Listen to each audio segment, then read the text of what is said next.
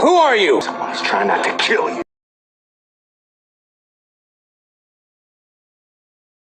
Hey guys, Nick here, and today we are getting into part 7 of What If the Governor Met Negan the Remake.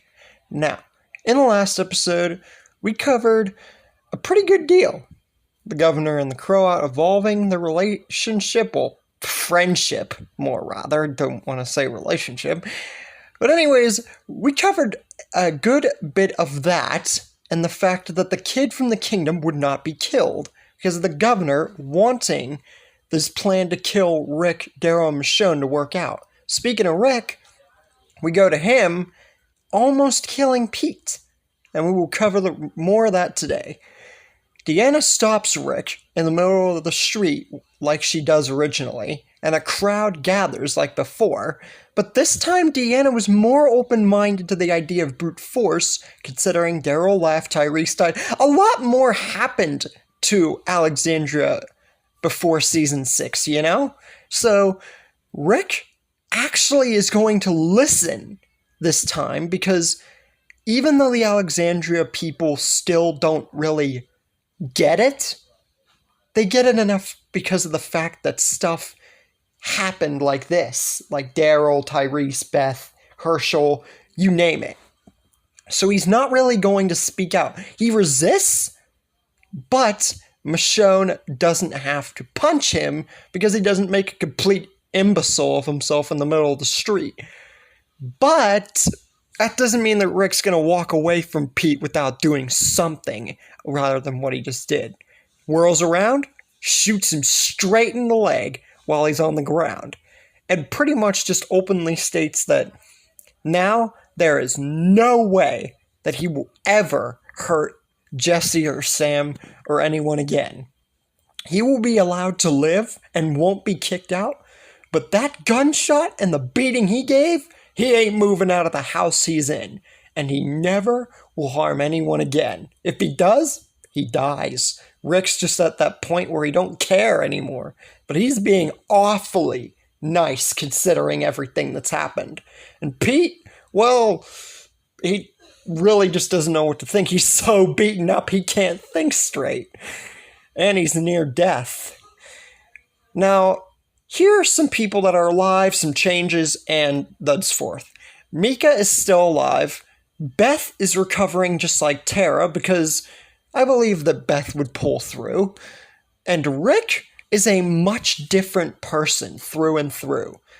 But not really, because think about it.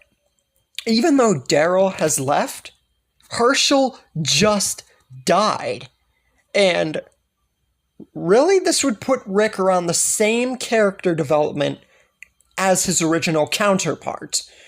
So, honestly, yeah, Rick would finally begin to show signs of the Rick that we know and love from today. Once Beth awakes, which would be awesome, she wonders where Herschel and Daryl are. And Maggie, being there, unfortunately has to break the news and tells Beth everything that happened after the grenade went off and she was left almost near death. Tells about Tyrese's death, them coming back to Alexandria, Beth still being in critical condition, and then Daryl getting all mad at Nicholas, and then accidentally killing their father. Now, Beth takes this about as well as you can possibly understand. On one hand, she can't really be mad at Daryl, all things considered. On another, Tyrese's death, that really kind of sucks. And for another, now he's gone and their father's dead. This is a lot to take in when she wakes up. It was one thing whenever Tara just had to hear about Nicholas almost killing Glenn and then Noah dying, but this is a whole new ball game of crap that's just thrown onto Beth almost right away. But Maggie pleads with Beth, she can't go out there. Daryl made his choice. There's no going back. He felt that it was right. They can't stop him. He came back of his own accord, back at the prison with Merle. Other than that, if they hadn't come back, if Daryl hadn't had that change of heart, they'd be in a really different place right now. But this time, Maggie doesn't think that anything would talk Daryl out of coming back. And all Beth can do is just sit there and really just mourn. Mourn for the loss of her father, Tyrese, and that she might never see Daryl again. Meanwhile, Daryl's just off on his own, cruising on his own, mourning on his own, but we'll get back to him.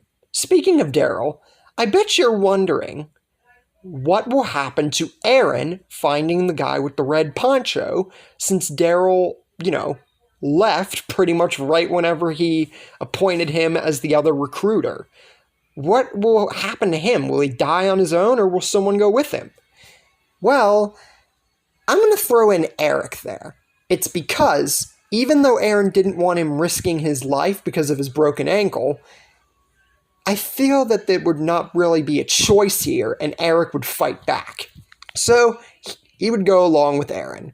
And they both would get saved by Morgan, and Morgan would show the map saying he was lost, and Aaron and Eric both would see the map this time and show Morgan the way back to Alexandria. Just a little bit of a change there, nothing too major. Now, Pete, he still does try something, but he is far more injured. So before he gets the chance to do anything, he doesn't even get to kill Reg because he's that much more injured. Takes him just even more time to get the sword from Michonne's house. And I feel that, really, there wouldn't be people out there. There might be on the streets, but there wouldn't be a meeting to decide Rick leaving. So the setting for this would be very different. Pete still dies, Reg does live, and then Morgan and Aaron and Eric show up. So this brings Rick's character back to the fold a little bit more. Differs kind of from his original counterpart. We get into the 6th season with Rick kind of being like the same as he was, if not a little bit different, especially with everything going on. But that's where we're going to leave them for now. Let's get to what Daryl will be up to. Because where will he go? Well, after being on his own and leaving, and just throwing everything that he'd been around in the dust, he just rides and rides and rides his bike, just all on his own, mourning for the death of Herschel that he caused, mourning that we'll never see Beth again because of it. It really hits Daryl hard, and this would be a very sad moment for him. But, soon enough, he gets stopped by some men in the road on bikes, and this would be the introduction to Little Timmy and the Brigade a little bit sooner than we'd originally see them, by just a few episodes, so nothing really too major there. But anyways, Daryl gets stopped on the road, and it would just be Daryl this time. And surprisingly, these people know who he is. They literally say his name, and say that someone at their base is expecting him, along with 2 others. But finding him? Oh, that just guarantees the other 2 that this special someone's looking for are definitely alive, and that he's coming with them. Daryl asks how they know his name, and who do these people mean by a special someone? Who is their leader? But the leader of Little Timmy and the Brigade, which I think was Little Timmy, I could be wrong, but never really cared, he, as we know, doesn't care for people who ask questions and says that this isn't a request.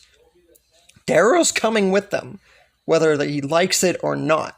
And with that said, leader gets straight up to his face, and with a little bit of a struggle, knocks him out. Then, we cut to the sanctuary. And then we get a scene like we saw in Dead City, with Negan at his table, and then Simon coming up and talking to him. But considering the fact we already had the governor and Croat and that whole kingdom segment out of the way, this would be a much different segment here. But this time, when Simon goes to tell Negan about what he wants to in Dead City originally about the Crow Hut, it's not about that this time, as I said.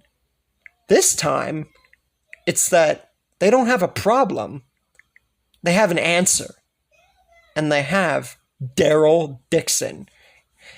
Negan goes up, introduces himself, and says that someone here is expecting him, along with 2 others, but for now, he'll do just fine, and that him and this special someone had a deal, and he's part of it.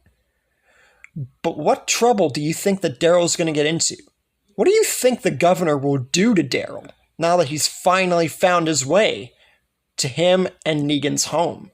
You think he'll ever get out alive? And if he does, what will happen to the remainder of the group? And what will happen to the rest of the story going forward? And that's where we leave things for the moment. Hope you guys enjoyed this part and are enjoying the series, especially with stuff like torture chambers and Daryl ending up at the sanctuary finally under very, very big circumstances. I mean, the whole Herschel and on his own thing, it's a lot to throw in for newcomers at the story. But I hope you guys enjoyed. Like and subscribe, comment, and I will see you guys in the next video.